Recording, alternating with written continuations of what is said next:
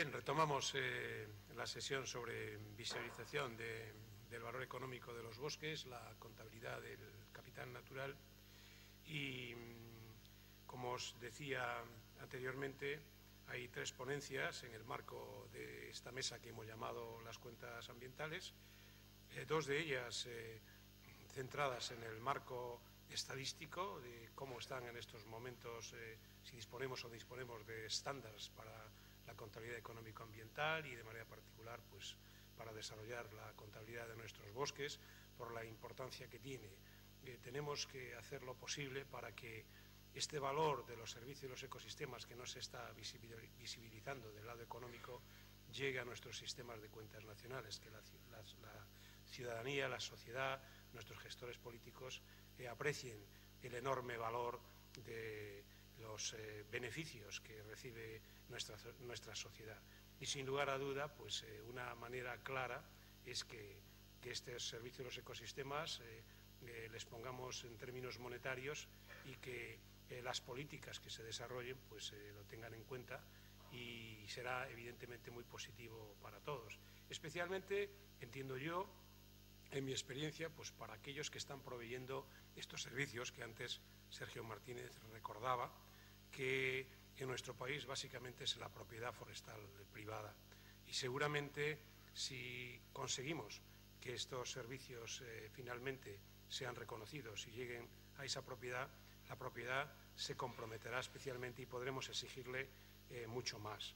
Y seguramente en nuestro país asuntos como los incendios forestales pues no serían seguramente lo mismo, como sabéis, si esa propiedad pues se le reconocen esos valores que están aportando. La Academia habla de casi 50 servicios de los ecosistemas que pueden proveer los montes.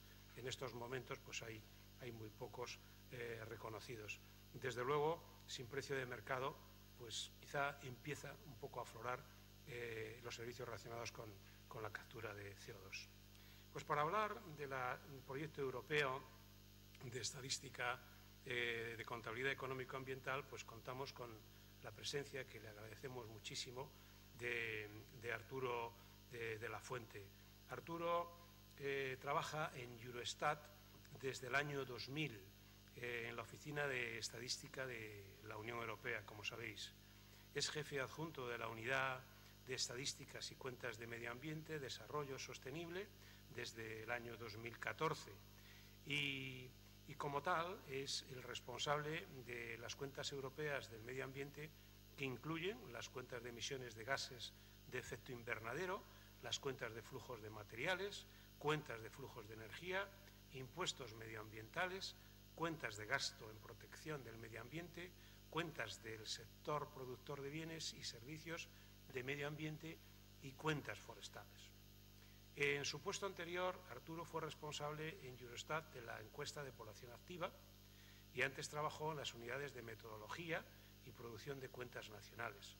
Con anterioridad trabajó en el Instituto Nacional de Estadística, en las subdirecciones generales de cuentas nacionales y en clasificaciones y coordinación metodológica. Es funcionario de la Unión Europea desde el año 2003 y funcionario del Cuerpo Superior de Estadísticos del Estado desde el año 1999. Y es licenciado en Ciencias Físicas. Así que, Arturo, muchísimas gracias por tu presencia y cuando quieras.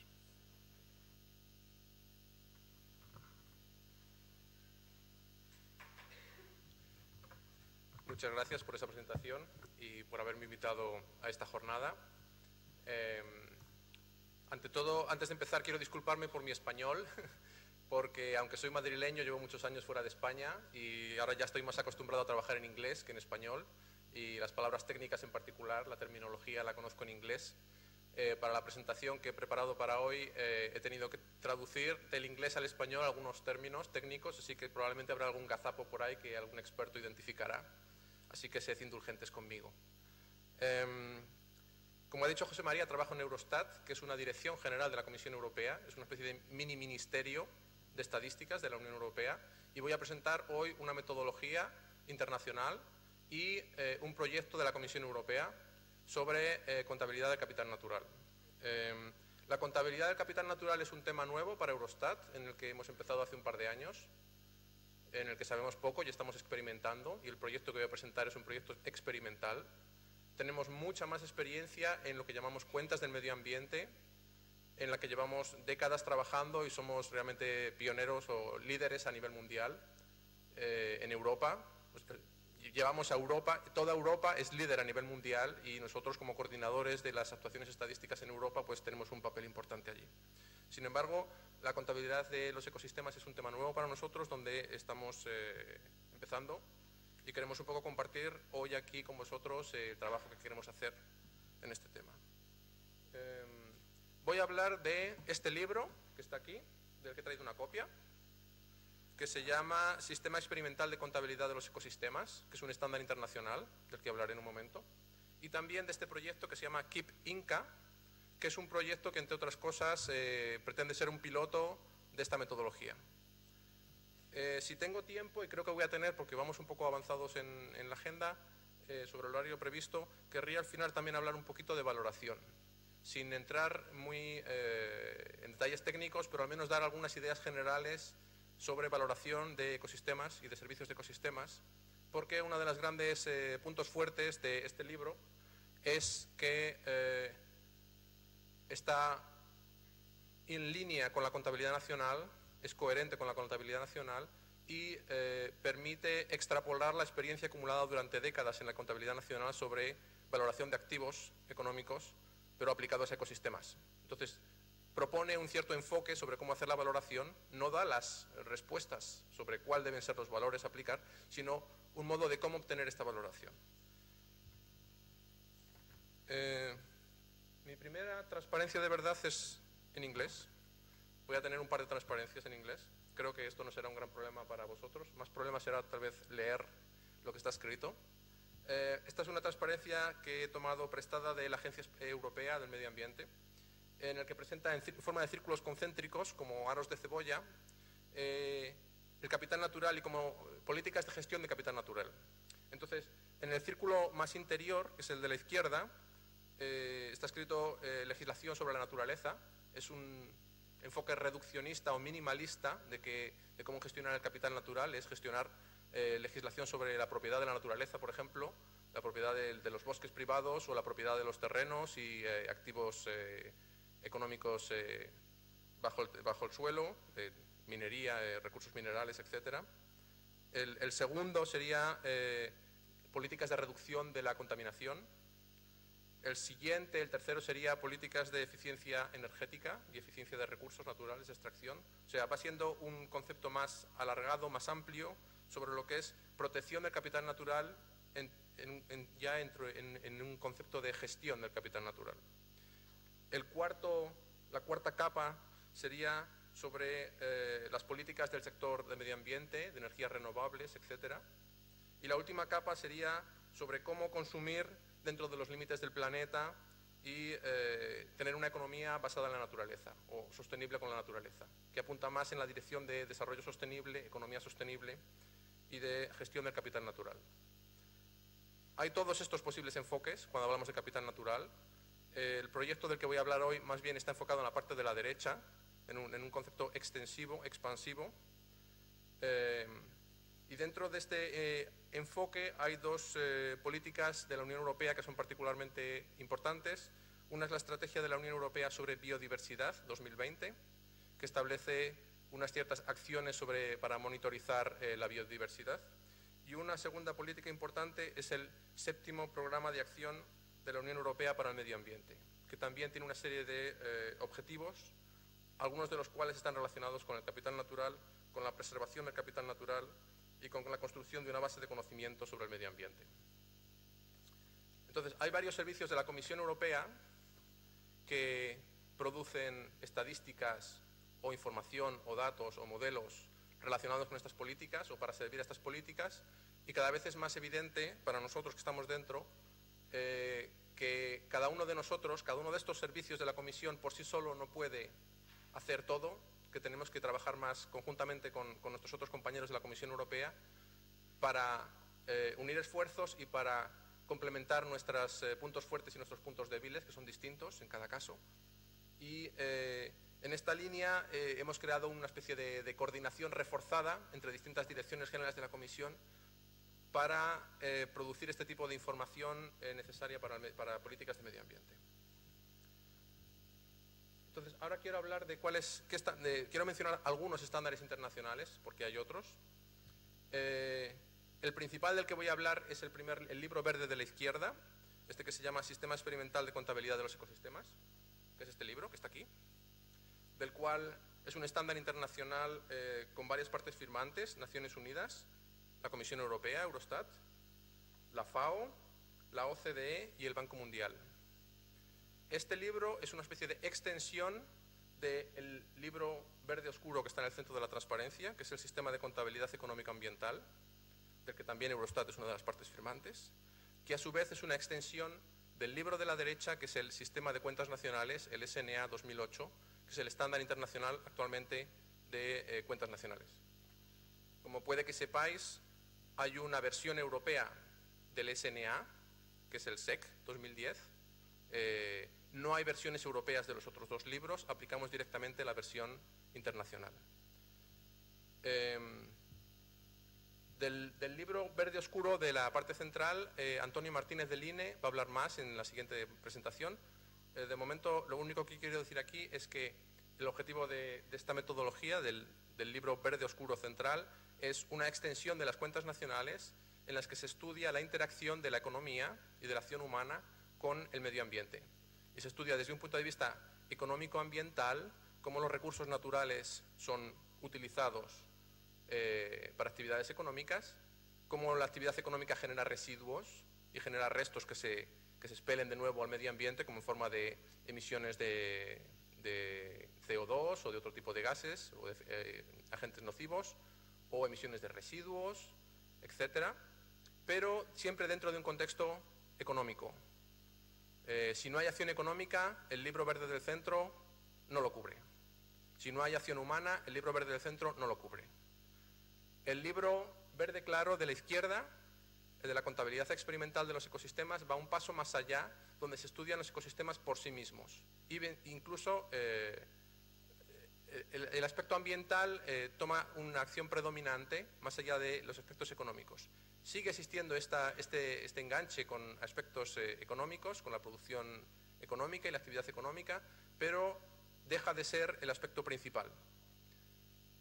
Una cosa que yo creo que es muy importante de estos tres libros es que los dos de la derecha son estándares establecidos internacionales con décadas de experiencia, son la versión más reciente de otras versiones precedentes que ha habido hace décadas. En cambio, el libro de la izquierda es una versión experimental, tiene experimental en el título, es la primera edición de este libro, tenemos que aprender de él, tenemos que mejorarlo, va a haber futuras ediciones en los próximos años en los que serán mucho más ricas y mucho más precisas en algunos aspectos, y para mejorarlo de este tipo necesitamos hacer experimentos, necesitamos hacer pruebas, necesitamos hacer pilotos que nos permitan aprender y corregir y mejorar. Hay otro libro del que quiero hablar, que es el que está en la parte de abajo de la presentación, que es un marco analítico que se llama MAES, Mapping and Assessment of Ecosystem and Their Services, o mapeo y valoración de ecosistemas y sus servicios. Esto es un grupo de trabajo a nivel europeo que ha generado este marco analítico, que sigue trabajando conceptualmente, sobre todo con ecosistemas, trabajando con tipologías de ecosistemas, estableciendo listas de servicios posibles de ecosistemas y modos de valorarlos.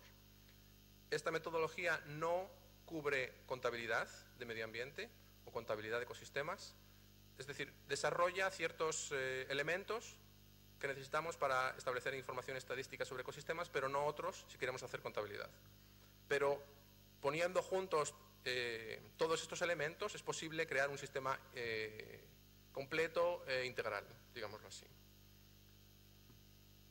Entonces, partiendo de esta metodología MAES, la que está en la parte de abajo de la transparencia, ¿cómo se definiría capital natural en esta metodología? Tendría dos partes, una sobre ecosistemas, que es la parte verde en esta transparencia, y una de activos abióticos, que es la parte azul. Existe una interrelación entre lo que es los activos, el capital natural como activo y el capital natural como flujos. En la columna de la izquierda tenemos para los ecosistemas como activos, que son una extensión sobre la estructura y el estado de bosques, ríos, lagos, zonas costeras, humedales, etcétera, que son recursos agotables, y estos activos generan un flujo de servicios de ecosistemas. Esto de la generación del flujo de servicios para mí siempre ha sido algo un poco chocante, no inmediato. Supongo que para vosotros, aquellos de vosotros que estéis acostumbrados a hablar de flujos de sistemas es más natural, pero a mí siempre me ha chocado un poco. Indagando un poco, he aprendido que al origen de ello está la metodología de contabilidad nacional, de la que hablaré dentro de un poquito, en la cual, si hay un activo económico que se utiliza para hacer una producción económica, esta producción produce un flujo de servicios, y si hay un activo, hay un flujo de servicios, y si hay un flujo de servicios, hay un activo subyacente. Van como pareados, van mano a mano. Entonces, si nosotros queremos hablar de capital natural, que es un activo, tiene que haber en alguna parte un flujo de servicios que es generado para alguien, que alguien lo consume. El flujo de servicios en sí mismo no es un capital, pero se puede capitalizar. O sea, se puede reconstruir hacia atrás dónde está el capital subyacente a partir del cual estos servicios se generan. Esto se puede hacer en la parte verde de la presentación para ecosistemas y se puede hacer en la parte azul para flujos abióticos, como por ejemplo la radiación solar genera energías renovables, genera energía, la parte de abajo minerales y combustibles naturales fósiles generan energía, flujos energéticos. Existe esta dicotomía entre flujos bióticos y abióticos que típicamente tiene una frontera difícil de establecer, intuitivamente clara, pero cuando uno va al detalle hay ciertas fronteras que no están claras. Y existe esta dicotomía entre recursos inagotables, como la radiación solar, para producir energía solar, y recursos agotables, en los que se corre un riesgo de agotarlos si no se gestionan adecuadamente, de forma sostenible. Esta es la clasificación poco más o menos de la metodología MAES de la que hablé antes. Luego, la metodología del CEA, que es este libro.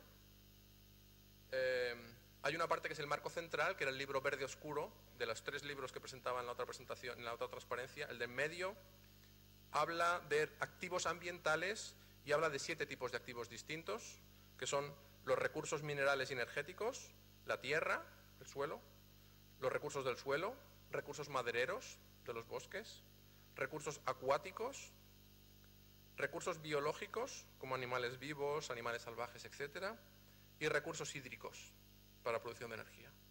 7 tipos de recursos. Eso es en el sistema, en el marco central de las cuentas del medio ambiente, de las que hablaba antes, que establecen la relación entre cómo los recursos naturales se utilizan en la economía. En este otro libro se añaden a esos 7 los ecosistemas y algo llamado sistemas planetarios, en los que se habla de la atmósfera, del clima y del sistema hidrológico a nivel mundial, los flujos de los océanos, por ejemplo, las corrientes oceánicas, etc. Si queremos establecer una contabilidad de ecosistemas, ¿qué necesitamos? Hay algunos elementos que surgen. En esta transparencia hay 4 bloques de colores. Los bloques verdes son elementos o cuentas físicas. Se llaman físicas porque se miden en unidades físicas, en toneladas, en metros cúbicos, etc., que tienen básicamente 3 cuentas principales. Una cuenta de extensión de los ecosistemas, extent en inglés. Una segunda cuenta de estado de los ecosistemas, estado en el sentido de están degradados o no están degradados, mucho o poco, que en inglés se llama condition, es una especie de falso amigo con el español, condition. Ecosystem condition es estado de los ecosistemas. Y una tercera cuenta física, que son los servicios que estos ecosistemas generan, de los cuales antes del café ya hubo una primera referencia. Esos son los bloques verdes, digamos, que no se leen muy bien. Luego hay los bloques azules, que son cuentas monetarias en las que la información se representa en forma de unidad de moneda, euros. También que tienen una representación, una parte de activos y una parte de servicios. Luego, en la transparencia hay elementos en amarillo, en 2 grados distintos de amarillo, pero básicamente da igual porque son otros elementos adicionales o de soporte, herramientas, clasificaciones, unidades espaciales, definiciones de una unidad de ecosistema, cómo se definen ecosistemas. Y también hay unas cuentas temáticas que se pueden desarrollar, por ejemplo, sobre la tierra, el agua, el carbón, biodiversidad, que van más allá de las 3 cuentas principales. Las 3 cuentas principales, que son la de extensión, estado y servicios, les voy a presentar en mis próximas transparencias. Y luego, abajo en la parte baja de la transparencia, que hay unas cajas de color amarillo y azul, serían más bien tablas contables que establecen un enlace con la contabilidad nacional. Tablas input-output o tablas de origen y destino o tablas extendidas que se llaman. Esto sería, digamos, esto es el objetivo de lo que queremos construir con este proyecto, este tipo de tablas contables. ¿Qué fuentes de información tenemos para hacer esto? Realmente existen múltiples fuentes de información de distintos tipos, operadas por distintas instituciones, que en general son caras, que muchas veces no tienen la medición de ecosistemas como objetivo principal, pero pueden ofrecer información sobre ellas, y están un poco por todas partes. Hay, por ejemplo, el sistema Copernicus de imágenes satelitares, que es un sistema de observación de la Tierra. Hay el sistema CORIN de cobertura del suelo, en inglés se dice CORIN Land Cover, que es un inventario de cobertura del suelo. Hay LUCAS, que es una encuesta en la que se toman muestras del terreno y se analizan químicamente. Existen encuestas agrícolas, por ejemplo, la encuesta de estructura agrícola, que gestiona o centraliza Eurostat centraliza la información. Informes Natura 2000, estadísticas forestales, monitorización de la biodiversidad, los informes sobre la Directiva Marco del Agua. En fin, hay un montón de información que está flotando en alguna parte. A veces está centralizada en Europa, a veces no, a veces tiene carácter regional, a veces tiene carácter nacional y a veces tiene carácter europeo. Pero hay un montón de información que está por ahí. Entonces es cuestión de intentar juntar toda esta información, darla una estructura y a partir de ella intentar ver cómo se puede utilizar para rellenar estas tablas o para rellenar modelos económicos que hacen falta para rellenar estas tablas. Y es un poco el objetivo del proyecto Keep Inca, que es la segunda parte de mi presentación.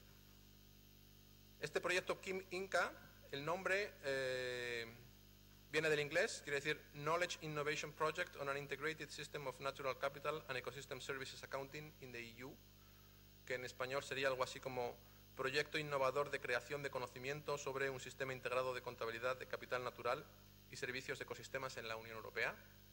Afortunadamente lo puedo leer, porque si no sería difícil. Este KIP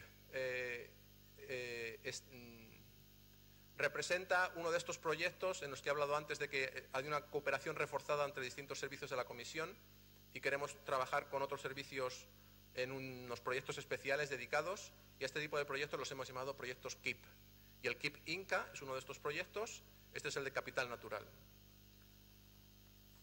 ¿Cuál es el objetivo de este proyecto KIP Inca? En primer lugar es atender las necesidades políticas de la Unión Europea, reforzando una base de conocimientos que sirva para las estrategias de biodiversidad y la séptima programa de acción sobre el medio ambiente, integrar fuentes existentes de las que he hablado antes, mejorar la armonización entre estas fuentes y hacer propuestas de cómo se pueden facilitar la integración en el futuro, servir como base de prueba para esta metodología y proporcionar una plataforma en la que los países se puedan integrar, porque nuestra intención es desarrollar este sistema en la Unión Europea solamente con el esfuerzo de la Comisión Europea, sin pedir nada extra a los Estados miembros, Normalmente el modo en que hacemos estadísticas en la Unión Europea es que les pedimos a los Estados miembros que hagan algo y que hagan todos lo mismo y que nos manden los datos a Eurostat y de ese modo tener información comparable y coordinada. En este caso, en principio creemos que podemos empezar sin nada de los países, sin pedirles nada extra, por nosotros mismos. Sin embargo, la cuestión es, aquellos que quieran contribuir, sean países o regiones, cómo pueden integrarse a este esfuerzo, en qué pueden ayudar, aunque sea de forma voluntaria, no sea obligatoria para todos. Esa es una cuestión abierta sobre la que tal vez podemos volver luego en el coloquio después de las presentaciones. ¿Cuáles son los servicios de la Comisión Europea o de la Unión Europea que son parte de este proyecto? Primero tenemos Eurostat, que es donde trabajo yo, que somos expertos, tenemos gente experta en sistemas de información geográfica y en integración de datos, y también tenemos gente experta en cuentas de medio ambiente, y somos los que estamos actuando como coordinadores de este proyecto. Después tenemos la Dirección General de Ambiente de la Comisión, que fijan el contexto de las políticas y son los que gestionan el grupo de trabajo MAES, del que hablé antes, y que cuando este sistema de información está montado, serán los primeros usuarios de ese sistema. Entonces son los principales interesados o los primeros interesados en que este sistema funcione y que se adapte a las necesidades de información que van a tener. Después tenemos la Dirección General de Research and Innovation, ¿cómo se dice? Investigación e Innovación, que son los que financian el programa Horizonte 2020 y los programas marcos de investigación y desarrollo, que han financiado proyectos sobre actividades relacionadas y que tienen un interés en que haya una sinergia y una cierta coordinación entre los proyectos que han financiado, en los que normalmente hay investigadores y la comunidad científica, y este proyecto en el que más bien somos funcionarios y estadísticos los que estamos colaborando. Luego tenemos el Joint Research Center, que es el servicio de investigación científica de la Comisión Europea, que son expertos en modelos, muchos de los cuales hacen falta para estas valoraciones. Y finalmente tenemos la Agencia Europea del Medio Ambiente, que formalmente no es parte de la Comisión Europea, es una agencia europea, pero tiene casi el mismo estatus. O sea, si la Comisión Europea son ministerios, la Agencia Europea es una especie de ente público, comparándolo a nivel nacional, ¿no? Entonces, al final trabajamos todos como parte con el mismo estatus en práctica. Las partes, los miembros que tienen mayor experiencia técnica sobre este campo son la Agencia Europea del Medio Ambiente y el Joint Research Center. Y nosotros, como estadísticos, Eurostat también colabora con la parte estadística y coordinamos los trabajos. ¿Qué es exactamente lo que se pretende hacer con este proyecto Keep Inca? El proyecto tiene dos partes, dos fases, fase 1 y fase 2, que están marcadas horizontalmente en esta transparencia. La fase 1 empezó el año pasado y está previsto que dure hasta verano de este año. Es una fase de diseño, de diseñar este sistema del que hablaba antes, estas tablas cómo van a ser, cómo van a funcionar, qué clasificaciones van a tener, qué nivel de detalle van a tener, cómo las fuentes de datos se pueden integrar o la información se puede integrar en este sistema. Y luego tiene una segunda parte que va a ser mucho más larga y más costosa, del 2016 al 2020, que es sobre implementación de este sistema o implantación del sistema. La primera fase de diseño y la segunda de ponerlo en producción. En la fase de diseño también vamos a hacer una especie de piloto para nosotros mismos ver qué pinta va a tener y también para mostrarlo a usuarios y a otros interlocutores. Pero va a ser solo una región de Holanda. Vamos a hacer un piloto con una región de Holanda de la que tenemos más información y en la que tenemos más experiencia. Entonces va a haber las tres cuentas principales de las que hablaba antes. Una cuenta de extensión de ecosistemas, una cuenta de estado, nivel de degradación de los ecosistemas, y una cuenta de servicios de ecosistemas, con tablas de origen y destino. Y luego va a haber una serie de cuentas temáticas sobre agua, carbón, uso del suelo, que son más especializadas. Esas son las cuentas, son las cajas de color azul que están en la parte de arriba. Además de eso, el proyecto no solamente va a ofrecer estas cuentas, sino también una serie de análisis y aplicaciones en políticas europeas y de disponibilidad y necesidades de datos. Esta parte va a estar más desarrollada por la Dirección General de Medio Ambiente. Al final de esta fase de diseño vamos a tener dos propuestas de niveles de ambición para el proyecto, con muchos servicios, con la inclusión de muchos servicios o la inclusión de pocos servicios, con la inclusión de más tipos de ecosistemas o menos tipos de ecosistemas. Y va a haber una evaluación también de costes y de cómo las fuentes existentes pueden ofrecer esta información y de los riesgos estadísticos que hay en los modelos utilizados. Y acto seguido, cuando nos movemos a la fase 2, en la que se va a aplicar uno de estos dos niveles de ambición. Entonces, de estas tres cuentas principales, la de extensión, la de estado y la de servicios, quiero dar un poco una idea intuitiva de qué pinta van a tener. Y eso es lo que hago en mis siguientes 3 transparencias. Cada una de estas cuentas realmente va a tener como 2 capas. Va a haber una capa que es un sistema de información geográfica, cartografía, mapas, de la cual se van a generar tablas con números. Y se puede ver aquí un poco, en esta transparencia, estos 2 aspectos. Esta sería la primera cuenta, la de extensión, que dice la superficie de cada tipo de ecosistema considerado y en qué sitio está colocado este tipo de ecosistema. Con esta tabla, por ejemplo, la tabla de la izquierda, en las filas, tiene una típica estructura de una balanza, de una hoja de balance, en la que hay un opening stock, un stock de apertura, unos cambios en la superficie de los ecosistemas y un stock de cierre, de cuál es la superficie de ecosistemas al final del ejercicio. Y en columnas tenemos distintos tipos de ecosistemas, de los ecosistemas considerados. El segundo tipo de cuenta sería un cuento de estado, que como decía antes es la degradación de los ecosistemas, en las que en filas tendremos tipos de ecosistemas y en columnas tenemos características sobre el estado de esos ecosistemas basado en una serie de indicadores.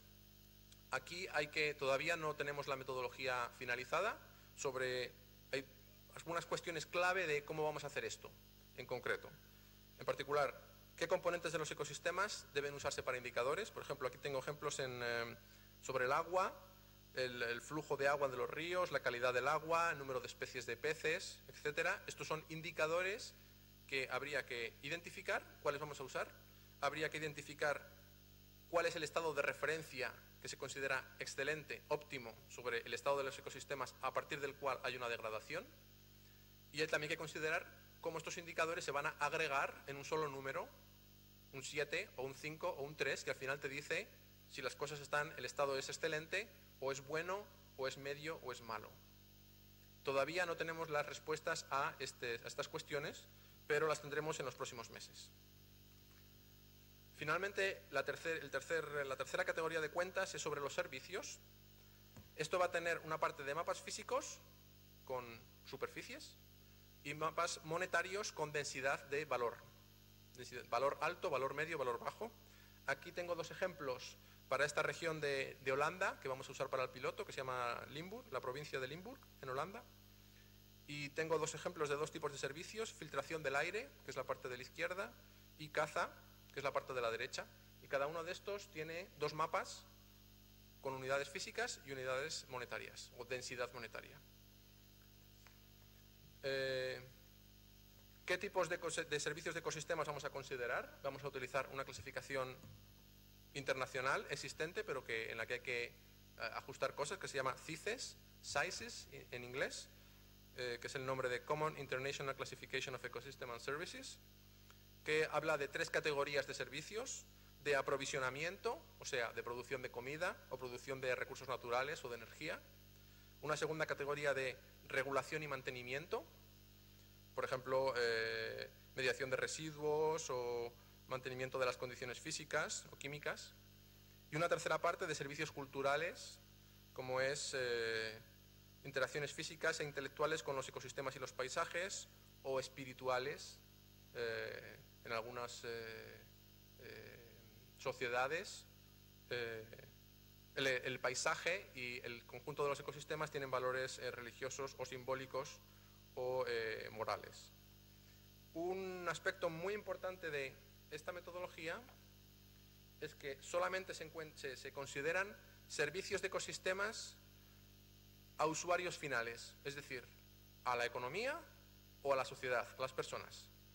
Quedan excluidos como servicios de ecosistemas los servicios que un ecosistema produce para otro ecosistema o que un ecosistema produce dentro de sí mismo.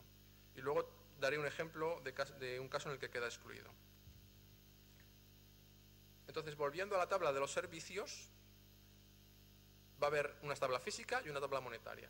La tabla física tiene una pinta como esto, en la que en filas tenemos distintos tipos de servicios, de ecosistemas: agua potable, captura de CO2, secuestro de carbono, servicios recreativos como dar paseos o ir en bicicleta, etc. Y en columnas, distintos tipos de ecosistemas y una unidad, por ejemplo, de toneladas año de cultivos producidos o de miles de recorridos en bici por año que se pueden hacer. Y luego también va a tener una componente, desdoblado en una componente monetaria, como esta, en la que se ve para los distintos servicios de ecosistemas cuál es la renta bruta que se genera y la contribución a esa renta bruta de los servicios de ecosistemas. Y con esto tengo 5 minutos en los que querría hablar de cómo se crea esta tabla, cómo se valoran los servicios de ecosistemas. Digamos, el punto fuerte de la metodología esta de la contabilidad experimental de los ecosistemas es que es un desarrollo y una extrapolación de la contabilidad nacional. Y podemos utilizar ciertos principios de contabilidad nacional en los que hay décadas de experiencia conceptualmente y en la práctica para producir estimaciones sobre cómo se valoran qué es un activo, cómo se valoran los activos y cómo se valoran los servicios producidos por esos activos. Entonces, quiero empezar por el libro de la derecha. Tengo 2 transparencias solo para acabar, pero la primera sobre el libro de la derecha, cómo se hace en contabilidad nacional, para dar una idea. En contabilidad nacional se considera capital fijo productivo, es decir, edificios que hay en el país, o carreteras, puentes, etcétera, maquinaria de las fábricas, eso es capital fijo productivo. Se consideran también el terreno, el suelo, y los minerales que están bajo el suelo, y los bosques, por ejemplo, pero estrictamente lo que es la producción maderera para producir energía o para producir la industria de los muebles, por ejemplo. No otros valores asociados a los bosques, a los ecosistemas de los bosques. La contabilidad nacional también incluye hasta cierto grado el capital del conocimiento, el conocimiento como forma de capital. En la última revisión del SNA, en el 2008, esta de aquí, se ha incluido la investigación y desarrollo de las empresas, que antes no se consideraba capital, ahora se considera capital, es una forma de capitalización de las empresas. Tienen más valor las empresas que tienen investigación y desarrollo de las que no tienen, y ese capital les ayuda a producir servicios, que son nuevos productos más innovadores. Sin embargo, el capital humano sigue sin estar incluido en la contabilidad nacional, ni el capital natural, por supuesto, por eso es lo que estamos hablando hoy aquí. El capital humano en términos de el nivel educativo de la población o el nivel cultural de la población, eso no está incluido en la contabilidad nacional. ¿Cómo se valoran estos capitales en la contabilidad nacional? Bueno, como es sabido, se utiliza el precio de mercado cuando lo hay. Cuando no lo hay, hay que buscar un proxy, hay que buscar algo parecido. Por ejemplo, si yo produzco patatas en un huerto que tengo y no hay un precio de mercado para las patatas que yo he producido, pues lo que se hace es mirar cuál es el precio de 1 kilo de patatas equivalente en el mercado, y a partir de ahí se hace una valoración. Sin embargo, en el caso de los ecosistemas no hay un valor de mercado evidente. ¿Cómo podemos salir de este atolladero? Bueno, el aspecto interesante es que este libro, la contabilidad nacional, en estas décadas de experiencia que llevan, y han hecho manuales sobre ello, establece una cierta relación teórica entre la contribución de un activo a la producción a lo largo del tiempo, la pérdida de valor de ese activo a medida que se deprecia, que el tiempo pasa, por la usura, por ejemplo, y la renta de capital generada por el activo. 3 cosas. Y quiero dar un ejemplo, que es un poco simplista, pero espero que ayude a aclarar el concepto, y me disculpo a los que sean expertos en este tema, porque les va a parecer un poco simplista, pero creo que puede ayudar a la mayoría de la audiencia. Y es el caso de un taxista. Supongamos un taxista que es un profesional que hace una actividad económica, lo que ofrece son servicios de transporte de personas. Y para ofrecer estos servicios tiene un capital. El capital de esta persona es su vehículo, su taxi. El valor de un taxi es fácil de observar y de medir porque es un coche normal y corriente con pequeñas modificaciones, como que tenga la pintura así o que tenga una luz arriba asado. La contabilidad nacional, la metodología, establece que hay una relación entre el valor del activo que el taxista usa el coche, el valor del coche, la renta que puede obtener cada mes por su actividad profesional, que es su sueldo, y cómo se deprecia el valor del taxi a medida que pasa el tiempo. Puede haber una depreciación lineal o puede haber una depreciación geométrica, puede haber un valor residual final o no, pero el coche se deprecia con el uso del tiempo, por el uso y por el tiempo. Y esa depreciación tiene una cierta relación teórica con cuánto dinero puede sacar el taxista del coche durante un número de años. Al cabo de ese tiempo, el taxista tiene que deshacerse del coche y buscar uno nuevo, comprar uno nuevo, para poder seguir ejerciendo su profesión.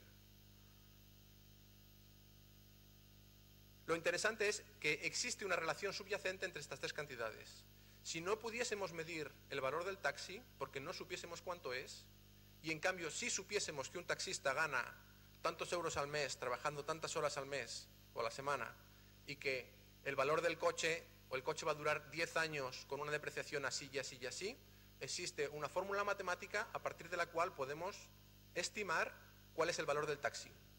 Y este tipo de operación se utiliza en cuentas nacionales, por ejemplo, para estimar el valor de la red de carreteras del país.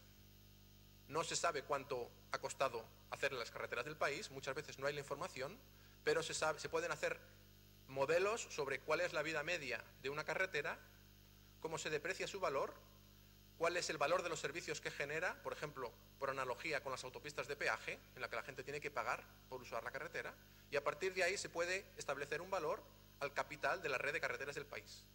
Eso se hace en contabilidad nacional. No se hace para ecosistemas, pero en principio la idea se podría usar para ecosistemas. Y es, pongamos el caso en el que tenemos, y esta es casi mi transparencia final, el caso de un taxi extendido a un bosque. El capital natural sería el ecosistema forestal.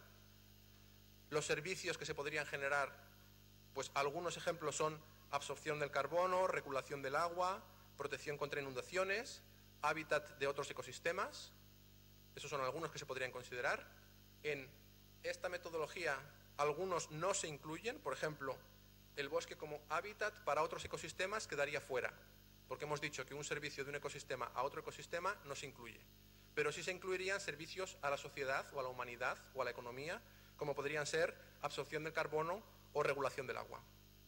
Entonces, una vez establecidas estas listas de ecosistemas, habría que determinar el valor de los servicios que crean, por ejemplo, haciendo encuestas a la gente, o, bueno, hay diversos métodos para hacerlo. Por ejemplo, hay los esquemas estos de absorción de carbono, en que las empresas tienen que pagar por hacer un cierto número de emisiones. Se puede considerar como punto de partida para valorar la absorción del carbono correspondiente y a partir de ahí establecer una metodología.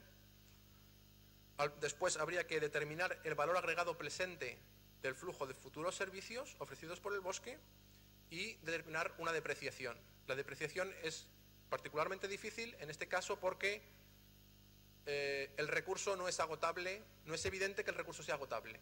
El coche del taxista se deprecia por el uso y al final tiene un valor residual cero. Un bosque, si está bien gestionado, no se deprecia por el uso. Entonces hay que tener en cuenta ese aspecto para hacer todos estos cálculos. En todo esto hacen falta modelos con hipótesis, modelos en los que una hipótesis distinta puede dar un resultado completamente distinto. Es parte de este proyecto experimental aprender sobre eso con los distintos modelos, pero al menos tenemos un enfoque de cómo hacerlo y queremos ver qué es lo que nos va a dar en el futuro. Entonces concluyo, el proyecto KEEP, INCA, es un proyecto de la Comisión Europea, que es una aplicación del estándar conceptual de la contabilidad de los ecosistemas. Tiene una cierta relación con otras iniciativas europeas que están teniendo curso, como el MAES.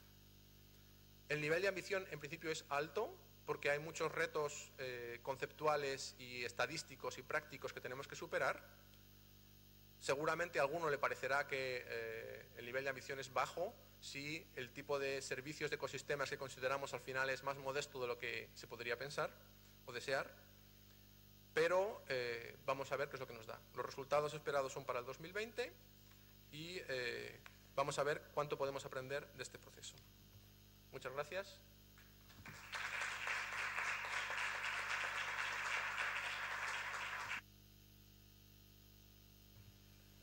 Muchísimas Muchísimas gracias, Arturo, por esta interesantísima exposición que nos ha acercado, a mi modo de ver, a lo que hay detrás de la contabilidad económico-ambiental, aspectos conceptuales y, digamos, los estándares de los que disponemos.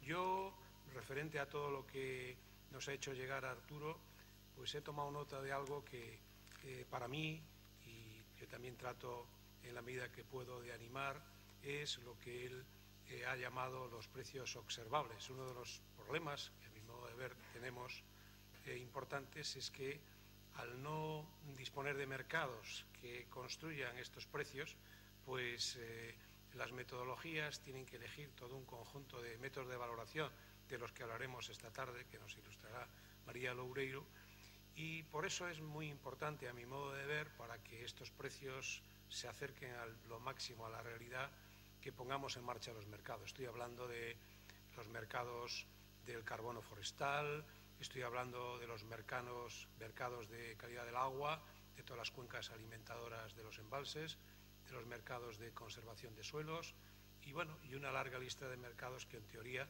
como comentábamos a primera hora, pues estarían cerca de los 50. Obviamente habrá que priorizar los que son más importantes, que seguramente para nosotros como país pues son los de calidad del agua, por lo que vemos de valoración del proyecto Nuestro Bane y otros servicios.